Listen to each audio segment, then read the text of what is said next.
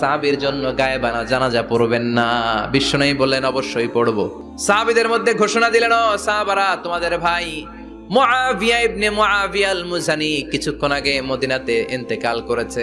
তোমাদের ভাইদের জন্য সবাই বাইরে বের হয়ে আসো, এই মুহূর্তে আমরা গায়েবানা জানাজা পড়ব। বিশ্বনবী প্রথম কাতারে দাঁড়ালেন, হাজার হাজার সাহাবারা লাইন ধরে দাঁড়ালো।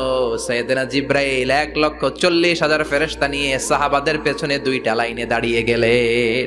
নামাজ শেষ, বিশ্বনবী তো অবাক, ঘটনা কি? বিশ্বনবী জিজ্ঞেস করলেন, জিব্রাইল, কোন সাহাবীর গায়েবানা জানা যায়? তোমরা আকাশ থেকে এত ফেরেশতার বহর নিয়ে নামো নাই? কি এমন আমল করেছে আমার মুআবিয়া যার কারণে 1,40,000 ফেরেশতার বহর নিয়ে তোমরা দুনিয়াতে নেমে এসেছো?